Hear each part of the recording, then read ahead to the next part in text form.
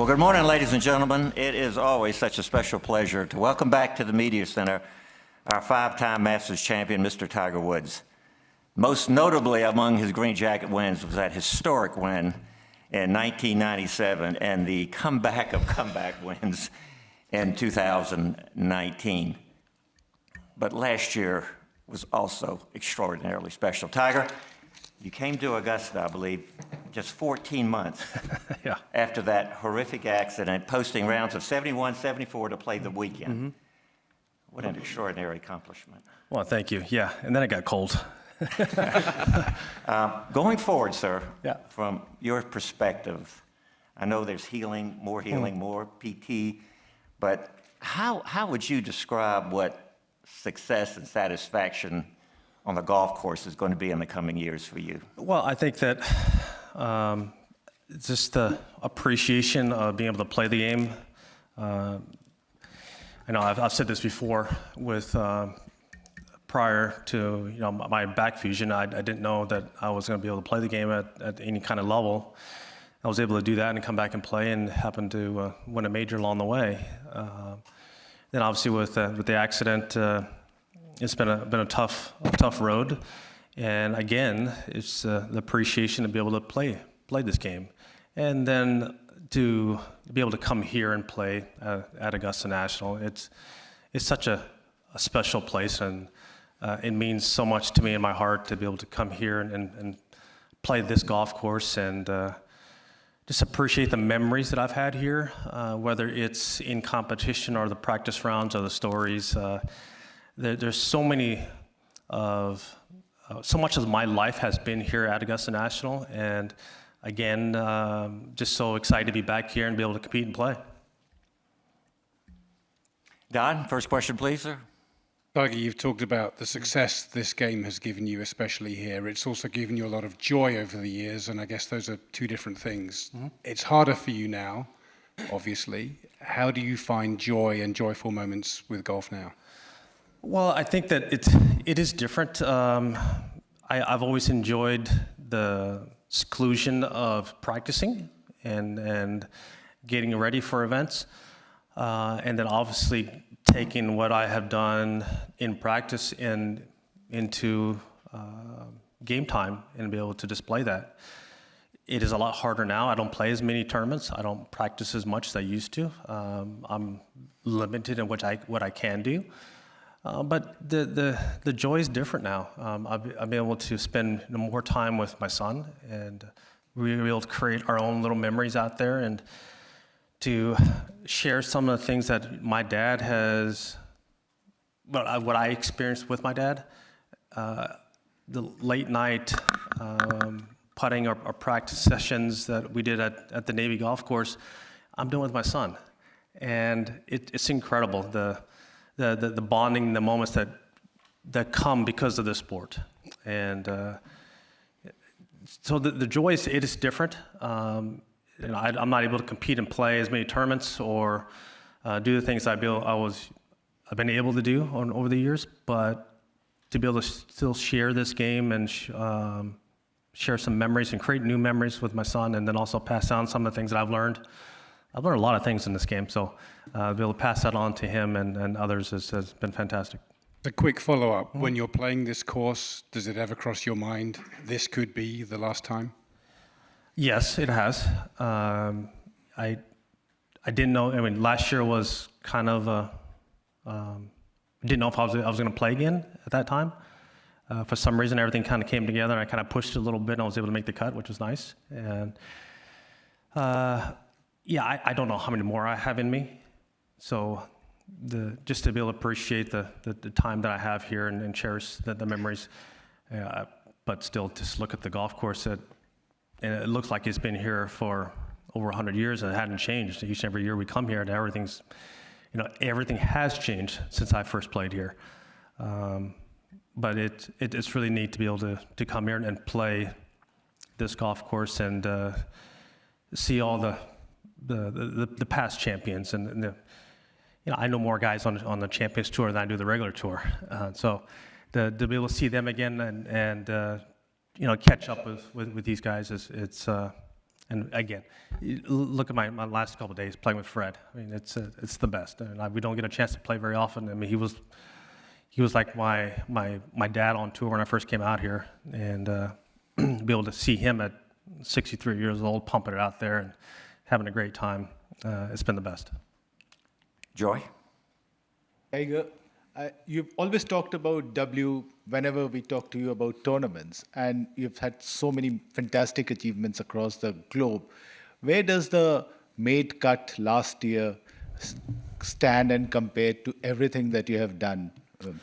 Well, it's different. You know, I obviously I didn't win the tournament, but for me to be able to come back and play was a small victory in itself.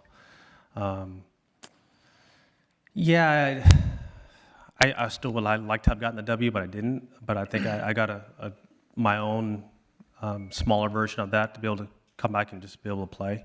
And had a little time off there before I hadn't played in a while, and to come out. And I know the golf course, I know where to miss, I know where to hit it. And I was able to do that and somehow shoot under par and make it to the weekend. And it was a little tough on that Saturday. Steve?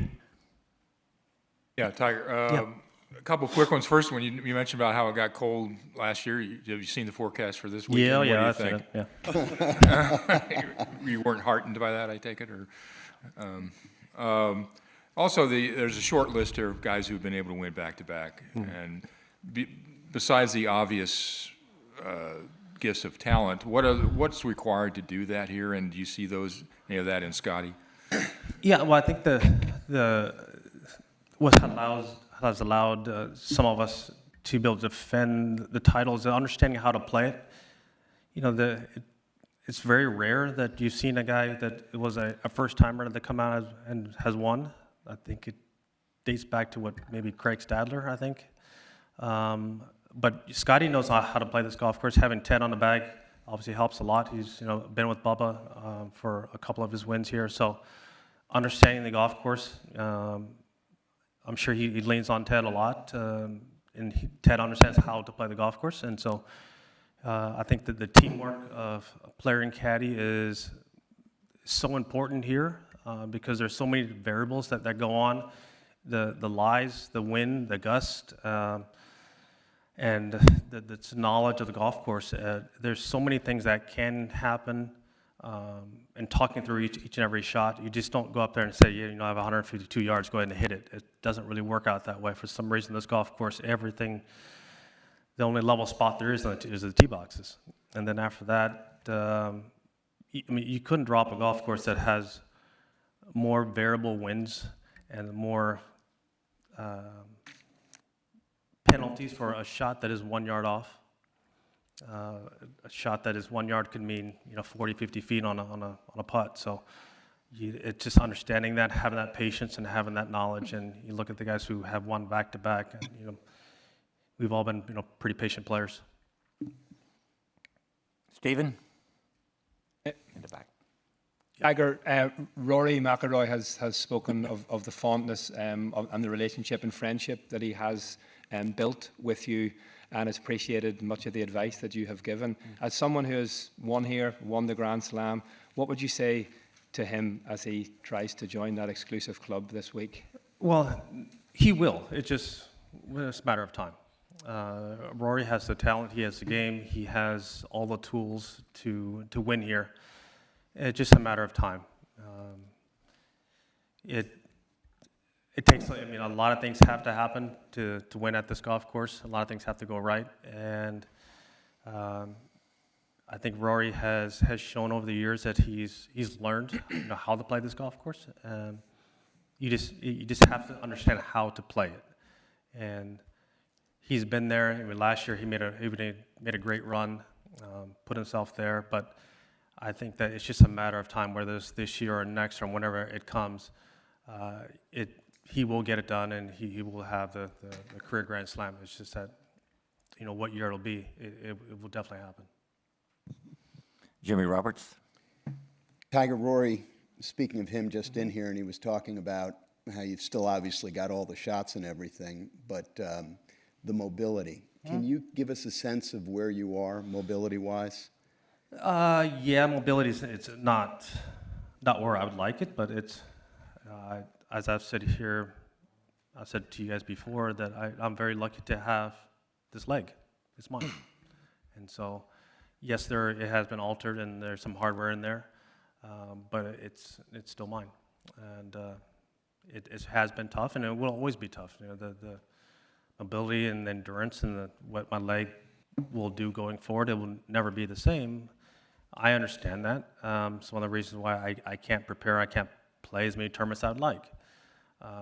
But you know, that's my future, and that's okay. I'm okay with that. Doug? How much hardware is in there? See again? How much hardware is in there? How much harder what? Hardware is in your There's a leg. lot. Yeah. Tiger, of all the practice rounds you've played with people over the years, do you think the guys you're playing with now, Tom, Rory, JT later, do you think they look at you as a threat in terms of the tournament, and should they? Well, I don't know if I threat or not. It just, I think it's understanding, you know, picking some guys' brains and trying to figure out what they need to do to win this tournament. Hey, I was lucky enough to have played with Freddie and Raymond my first year, and Seve and Ollie. You know, that was incredible. And then Jack and Arnold and go off to the par 3 contest with those guys. You know, that's what this tournament allows us to do is pass on knowledge and gain knowledge from the past and apply it. And whether I'm a threat to them or not, who knows? You know, people probably didn't think I was a threat in 19 either, but it kind of turned out okay. How much knowledge do you share that you wouldn't have maybe 10 years ago? Well, I'm probably sharing more knowledge now because of the fact that I was always asking guys how to play this golf course. You know, so there was that transition where I was asking all the guys how to play this golf course, and then now they're asking me how to play it. And again, it's one of the neat things about this tournament and the history. It's to be able to see the different generations and be able to be a part of that. And as I said, playing, you go back to '95 and playing with Fred and Raymond. You know, I still to this day, you know, Fred texts me almost every day, and so it's one of those neat things to be able to build these memories in these practice rounds and at this tournament. And as I said earlier, this tournament has meant so much to me in my life. I've had so many great memories here, and looking forward to another great week. Take the gentleman on the far left, Gary. Yes, sir. So, Tiger, I love this idea of knowledge share and learning from the guys that have gone before. Can you give us some example of maybe a situation or a particular instance that that we can relate to on what you've learned or what you've shared? Well, let's go back to playing with Fred and Raymond. Okay, so playing number 2, right? The back left pin. There was a moment in time when the gallery was not there on the second shot in the landing area next to the green, and there was a time when as of right now, there's the gallery there. And Raymond says, I said, Raymond, what do you hit to this back left pin? Well, you hit it right over at them, and then right before it lands, you yell 4. So you hit over to the right, and things like that are kind of cool. And to have Raymond go around this golf course, that's one of the reasons why I learned how to chip with a forehand. The grain is different now than it was then. It's a lot thicker now, a lot more sticky than it used to be then. But Raymond showed me how to use a forehand around this golf course, and to listen to him describe how to use that club and the shots and the 8-iron, how he hits this shot and chips it from right here, and he'll put a cut spin on this one, and he'll put a draw spin on this one. He'll make this one hold against the hill, and then playing with Seve and Ollie, and then describing the same thing. it gives me chills just thinking about that because that is invaluable knowledge, and that's one of the reasons why I was able to win here early, but also then again, that's why I've had short game success over my career, because I was able to pick those guys' brains early in my career and then apply it. Zach? Tiger, for someone who's created so many roars on the second nine on Sunday, do you think we'll get away from those on 13? And I guess your overall thoughts on what they've done, and is it good for what's needed here? Yeah, I think it'd be very similar to what happened in 2002 with the changes. They were so dramatic on some of the holes, and when they did dramatic lengthening, that we were all kind of astounded by just how far this golf course was now playing. But then as years passed, it became a moot point. Guys with more athleticism, technology, and the average number of carry has gone up dramatically. So from 2002 to present day, those changes seem like a moot point. 13 is kind of what that dramatic change was in 02. It seems dramatic to us right now, but if these guys keep getting longer, they keep getting taller, more athletic, and keep hitting the ball further, that hole is going to play,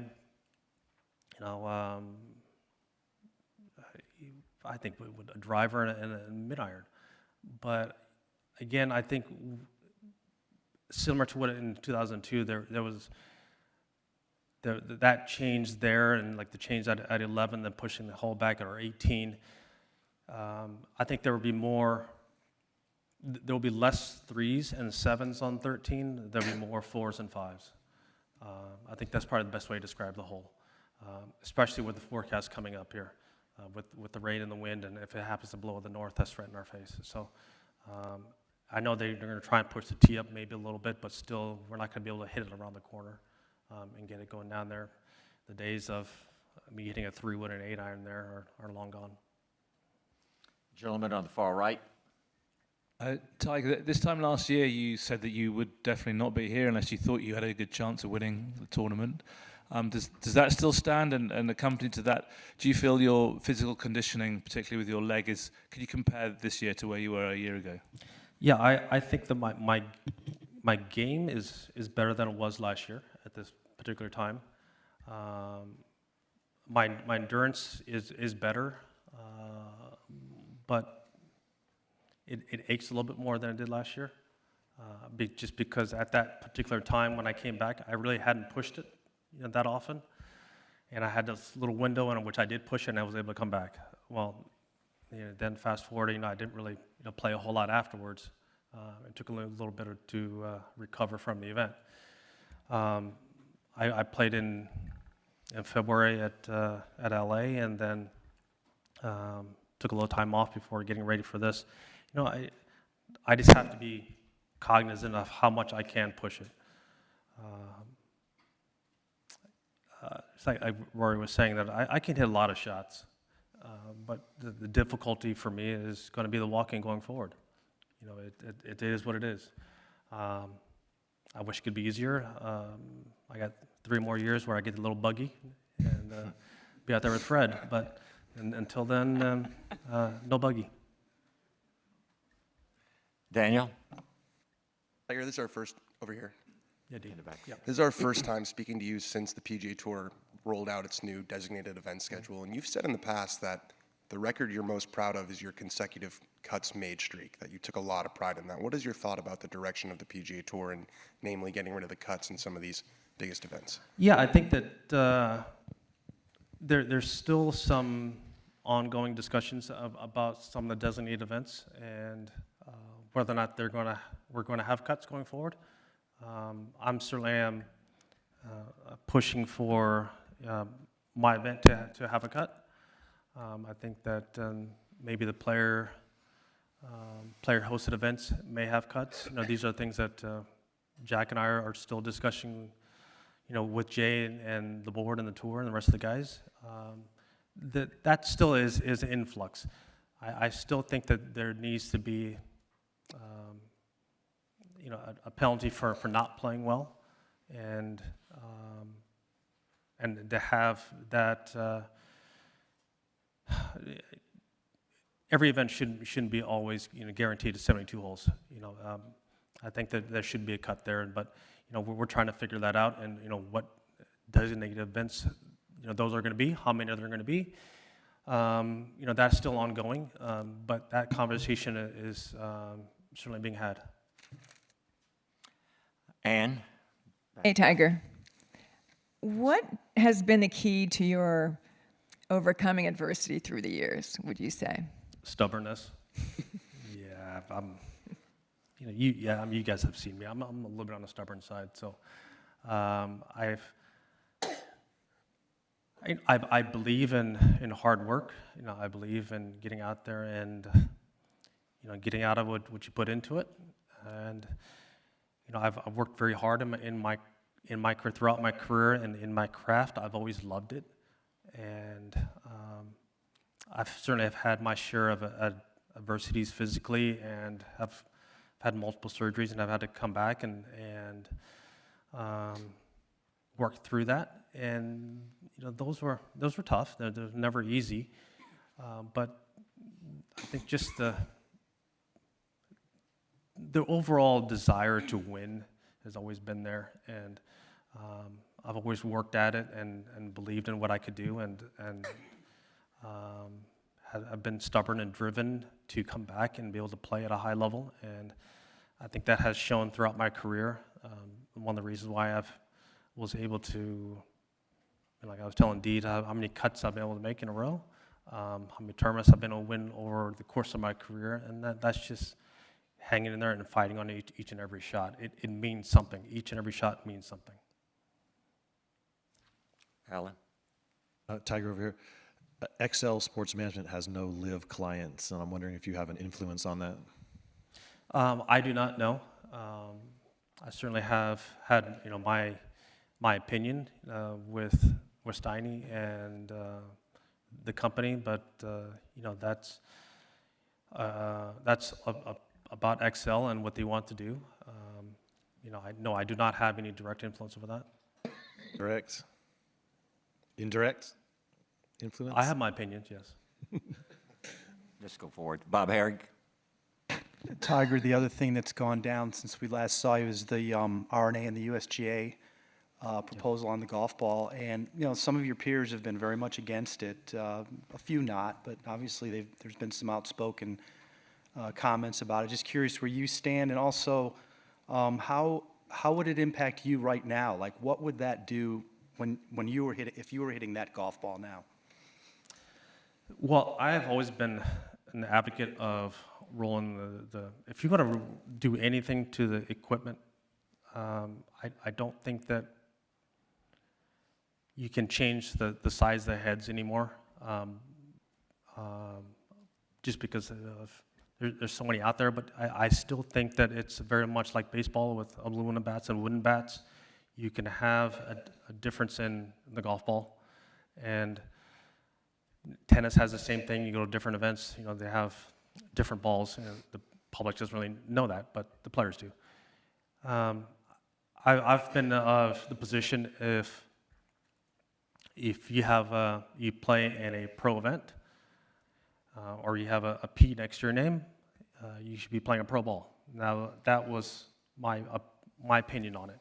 If you have an A next to your name and you're playing an amateur event, you should use an amateur ball. But if you're an amateur playing a pro event, that's where the transition can be had, where you can start, I would say, rolling the game back, but you can start kind of slowing it down, because we're just not able to create enough property out there. The guys are going to become more athletic. Everyone's going to get stronger and bigger and faster as generations go on. And with technology, you're going to find, even if you roll the ball back and get a spinnier golf ball, guys are going to find that you may go to a 4-degree driver. You may find a different shaft, and you may have that one matchup. But I just think that I think this should have happened a long time ago. That's where Jack was saying that the 384 was going too far. This is back in the 80s. but I still, that's my take on it, that the amateurs should be able to have fun and still hit the golf ball far, but we can be regulated about how far we hit it. Now, I understand the marketing is going to be different, for, how are you going to market, your equipment to the public. But yeah, I understand that, but on a competitive level, there's only so much we can do at the amateur level or the tour level on how much property we can do, and the guys are going to find ways to hit it further. And the average number used to be, 280 off the tees, 279 when I first came out on tour. Now the guys are carrying 320, okay? So not every golf course can be like Augusta National and move property and move the holes back. There's so many golf courses you can do that on. And we still want to be able to play the old traditional great golf courses. But again, here's the difficulty of the question. The enjoyment of the game. We've had a big boom in this game with COVID, and more people playing the game. It's more exciting. Okay, well, on tour, it's exciting to see Rory McIlroy hit it, 340 yards on every hole. But does it challenge us and separate the guys who can really hit the ball in the middle of the face and control their shots? And I think if you roll the ball back a little bit, you'll see that the better ball strikers will have more of an advantage over the guys who miss it a little bit. Do you have any sense for how it might impact you personally? Well, by the time it takes effect, I may be long gone. So, again, I said I might be in that buggy, and then off we go. But last week I was out at home playing at Medalist, and I had my old Persimmon driver, and I was able to still carry the ball 290 yards. Now, when I missed it, no, it did not go very far, but the ability to hit the ball in the middle of the face was rewarded. And then I don't know if Rory shared this, but yesterday I brought a couple Balata balls up here with me and threw them over to him and had him hit a couple putts with it. And he's like, "Oh my God, this is." I said, "Yeah, this is exactly. This is. We're not going to roll the ball back that far, but it's kind of neat to be able to see the golf ball do different things." All right, we have time for just two more questions, please. Kevin, we'll start with you, and then Gary. Tiger, you were talking a little bit about this really cool bank of memories that you have here at Augusta. I'm just curious, have you ever tried to recreate the chip on 16 from 2005, like whether it was playing with Charlie or Justin or somebody who wasn't around for it? They've has since redesigned that hole, redesigned the green, so it's not where how it used to be over there. I just ran into Peter Dawson on the way in here, and he's right behind me on that chip shot, so everyone's screaming and yelling, and Peter's just as stoic as can be back there. That's one of the neat photos. But no, the green has been changed. There is a new back, deeper hole location there that they tried to fit. No, but my chip there in 05 is not the same as, the green is not the same as it was then. You see like replays of that. It's obviously become one of the most iconic Masters shots of all time. Like what goes through your head when some comes across your TV or your phone? I did not draw a bad line on that tee shot to hit it that bad. So, you want to go back and see the chip went in, okay, that's cool. But to hit an 8-iron that bad and that far offline, and I had a perfect lie, was not very good. Finish up with Gary. Tiger, when you won in 19, you had an appreciable build to that win, having won the Tour Championship, the PGA prior to that, the Open Championship, and even that season, you had solid starts. You clipped Rory in the match play before you came here. So in the absence of competitive rounds coming here, how do you execute what is essentially like a micro strike and contend and win here? Gary, it's a lot of it has been understanding the golf course, and I know the golf course, and so I've been able to recreate a lot of the chip shots at home in my backyard, or I'm at Medalist hitting shots off of Saudi Hill lies, trying to simulate the shots and rehearsing again and again each and every flag location, each and every shot I would possibly hit. I've gone through so many different scenarios in my head. I don't sleep very well, so going through it and rummaging through the data bank and how to hit shots from each and every place and rehearsing it. That's the only way that I can compete here. I don't have the physical tournaments under my belt. I haven't played that much, no. But if there's any one golf course that I can come back like I did last year, it's here, just because I know the golf course. And you look at what Bernhard's still able to compete here, Fred's still able to compete here. The older guys who understand how to play this particular golf course. It helps, and hopefully it'll help me this week. Well, thank you, ladies and gentlemen, and Tiger. Thank you so much for Thank you, spending everyone. some time with us, and the best of luck. Thank you.